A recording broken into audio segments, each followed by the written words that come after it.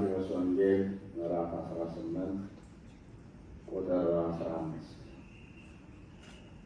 ወንድምህም ቢበድልህ ሄደህ አንተና እርሱ ብቻችሁን ሆናችሁ ውቀሰው።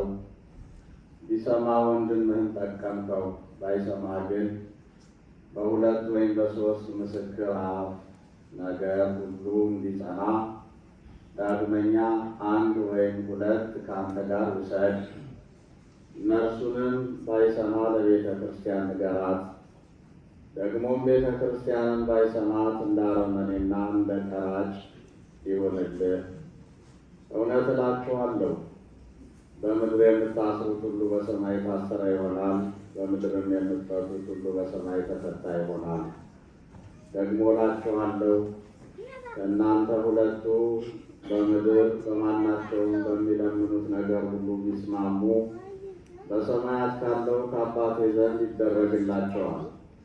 ሁለት ወይም ሦስት በስሜ በሚሰበሰቡበት በዛ በመካከላቸው ሆናለሁና።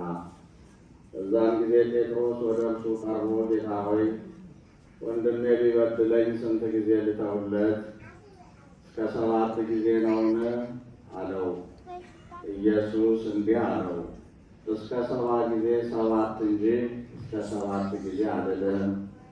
ስለዚህ መንግሥተ ሰማያት ባሮቹን ሊቆጣጠር የወደደ ንጉሥ ትመስላለች። መቆጣጠርም በጀመረ ጊዜ እልፍ መክሊት ዕዳ ያለበትን አንድ ሰው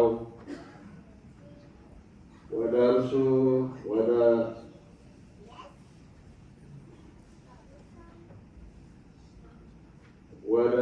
አመጡ። የሚከፍለውን ቢያጣ እርሱና ሚስቱ ልጆቹም ያለውም ሁሉ እንዲሸጥና ዕዳው እንዲከፈል ጌታው አዘዘ። ስለዚህ ባሪያ ወድቆ ሰገደለትና ጌታ ሆይ ታገሰኝ፣ ሁሉንም እከፍልሃለሁ አለው። የዛም ባሪያ ጌታ አዘነለትና ለቀቀው፣ ዕዳውንም ተወለት።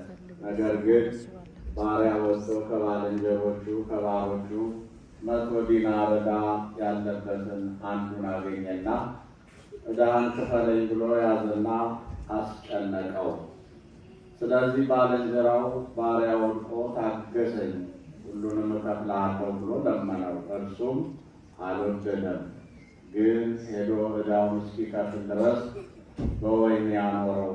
ባልንጀሮቹ የሆኑ ባሮችም ያደረገውን አይተው እጅግ አዘኑ። መጥተውም የሆነውን ሁሉ ለጌታቸው ገለጡ። ከዛ ወዲያ ጌታቸው ጠርቶ አንተ ክፉ ባሪያ፣ ስለለመንኸኝ ያን ዕዳ ሁሉ ተውኩልህ።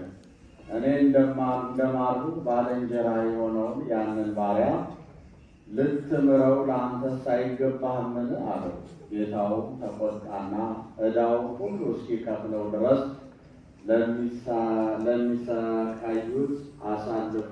ለሚያሰቃዩት አሳልፎ ሰጠው። ከእናንተ እያንዳንዱ ወንድሙን ከልቡ ይቅር ካላለ እንዲሁ ደግሞ የሰማዩ አባቴ ያደርግባችኋል። ሰማይና ምድር ያልፋል፣ ቃሌ ግን አያልፍም አለ ጌታ ለደቀ መዛሙርቱ።